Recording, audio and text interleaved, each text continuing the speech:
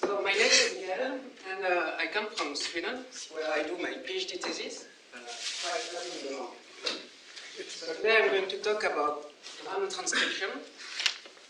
So this is a task in music information retrieval, where we want to extract position of the notes played by the drums. And we want also to classify which drum is being played. So in this example, you will see small dots, which represent different notes being played by the drummer. And the height of the notes represent the class. So from bottom to the top, it's going to be the bass drum, snare drum, tom, hi-hat, and cymbals. So let's hear an example.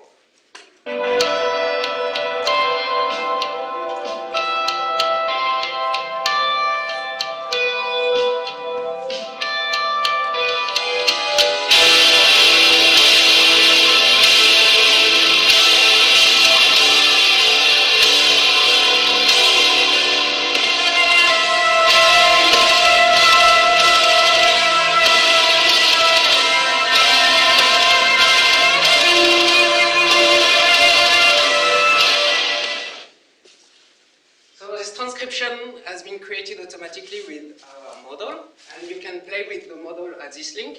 If you Google ADTUF, you can find our project. So you can see that for musicians, it's quite interesting to have such a tool for learning new pieces, for example. But for researchers, it's also quite interesting to be able to transcribe music, to infer different features from the musical tracks, like the structure or the rhythm.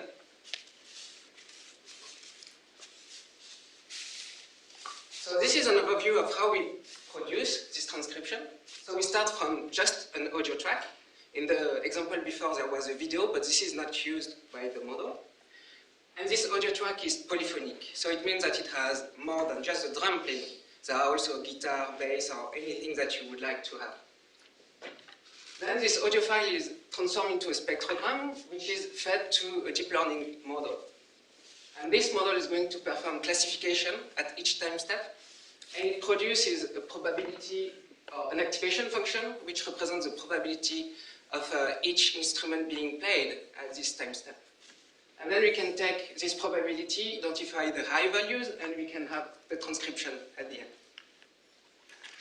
So this model is trained in a supervised fashion. So it means that we need to give a lot of data to the model, and the data contains both the audio as well as the target transcription. And this is actually the most difficult part of this approach, because generating or gathering enough data to train the model is very difficult, because creating the target transcription is very difficult. And it requires experts in the field, and it takes a lot of time. So because of that, we have not enough data to train well models. So in our previous work, we managed to solve this lack of data by looking into video games. And we found that in few video games like Rock Band or Phase Shift, the player can play along an audio track on a game controller in the shape of a drum kit. And what is interesting is that the community of players in those video games generated a lot of tracks to play along with the gamepad to play with the audio.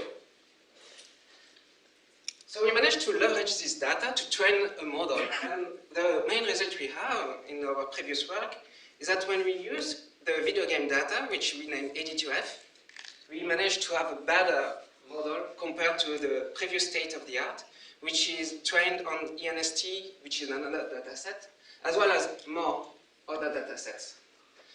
So specifically, we see that when we train and test on ADTUF, we have much better result compared to training on ENST and testing on ENST, which makes sense because we test and train on the same type of data, even though it's a different split.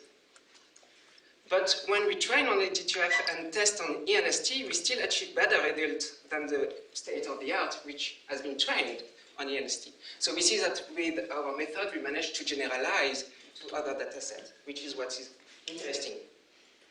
But now, today in this work, I want to answer this question: what are the main errors made by the model?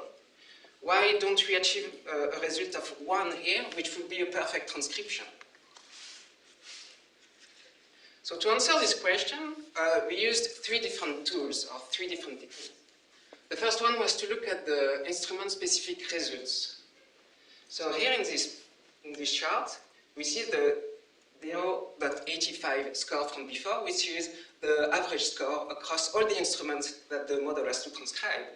But when we look specifically at the different classes it has to transcribe, we see very different results. So for the bass drum and the snare drum, the score of the model is very high. It managed to transcribe those instruments very well.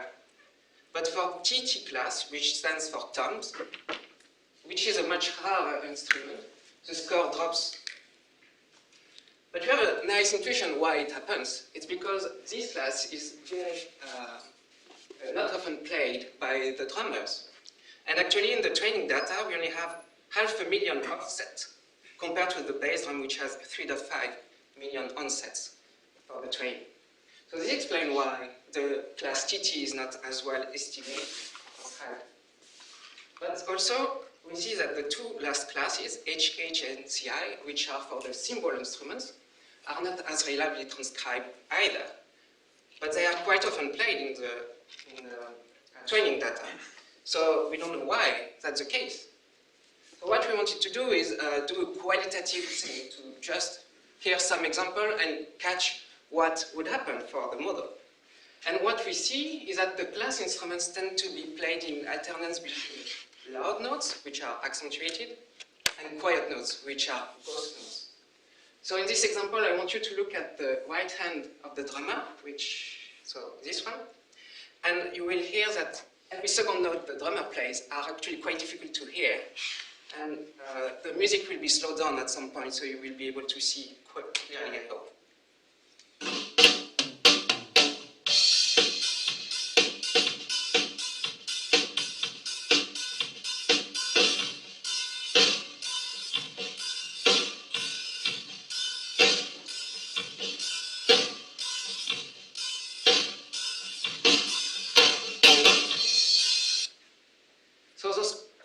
Are actually difficult for us to perceive, but also they are difficult for the model to transcribe, and some of them are missing in the estimation at the end.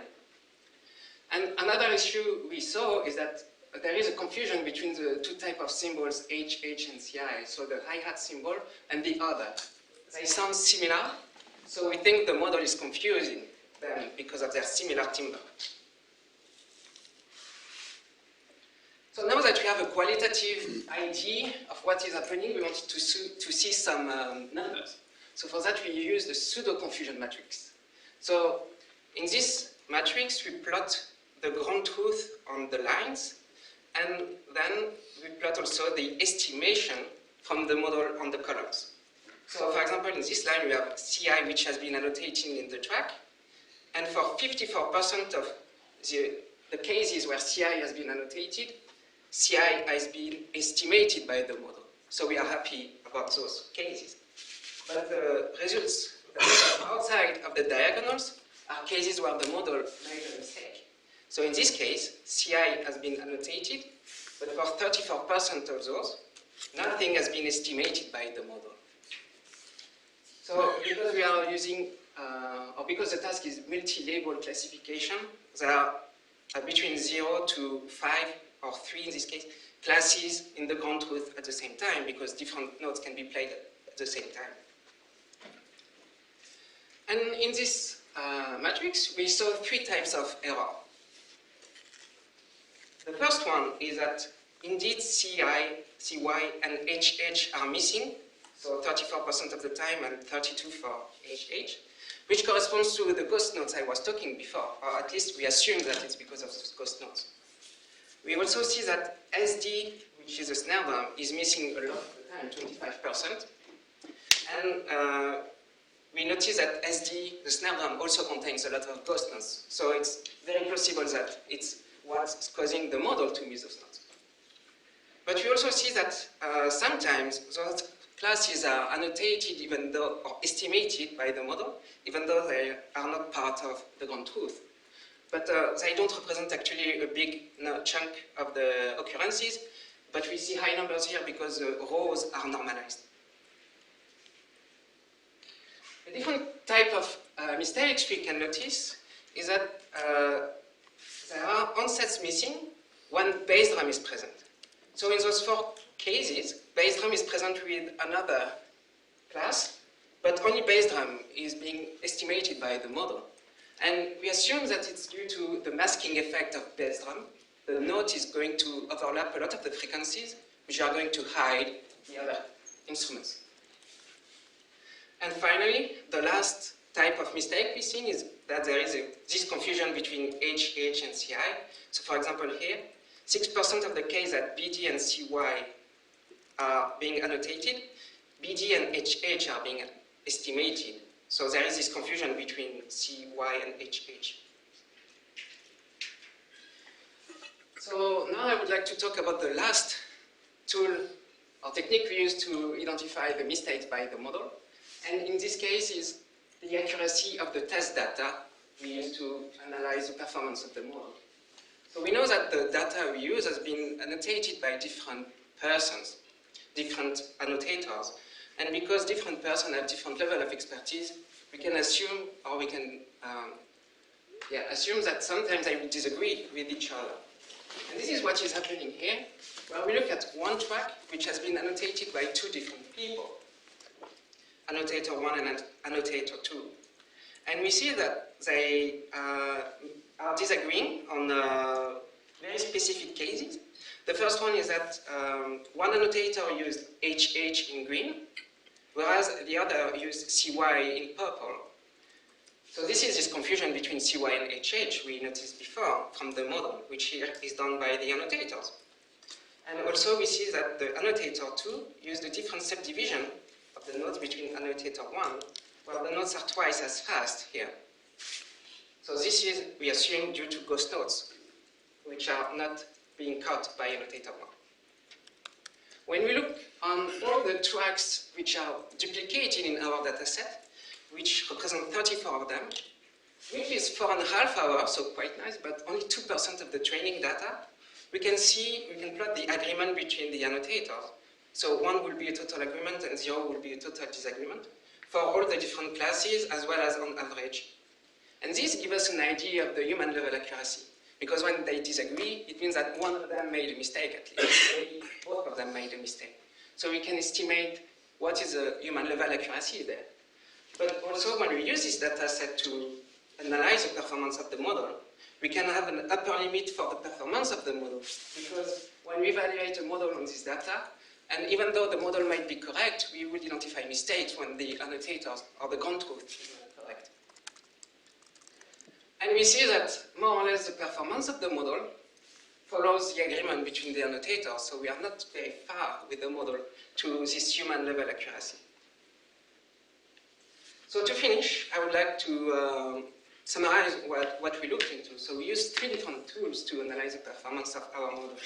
First, by looking at the performance of each instrument, we could see that the rare classes are way more difficult for the model to estimate, which is quite intuitive and not really something new. Then when we looked at the final level with this pseudo confusion matrix, we saw that a lot of onsets are missing, we assume, due to ghost notes, but also that the bass drum was masking and created a lot of interference to estimate other onsets. And we saw that some classes, in this case HH and CY, are confused between each other, which we assume is due to how similar they sound. But lastly, we saw that the agreement between annotators is very similar to the model we found from the mistakes, we found from the model. And actually, those mistakes, we are not sure if they are due to the model or due to mistakes in the control.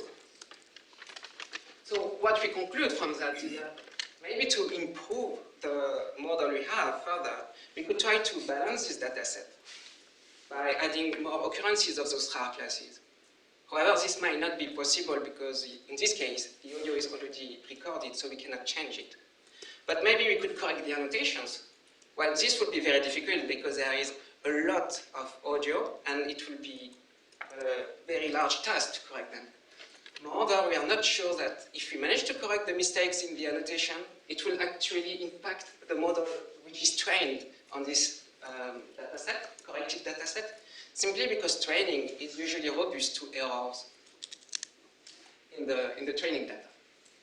So another approach will be to use synthetic dataset, so to synthesize more audio, which is going to complement the lacks of the real dataset we use, the real audio tracks we use. And this has been tried by Vogel some time ago, and he had manipulated results because the synthesized audio was not realistic, even though he tried to complement the existing dataset. So it did not really improve the model trained on it. So the last possibility to improve our result will be to keep doing what we are doing, but just add more imperfect data, and hope to see the improvement we saw with the model retrieval. And that's it for me, so thank you.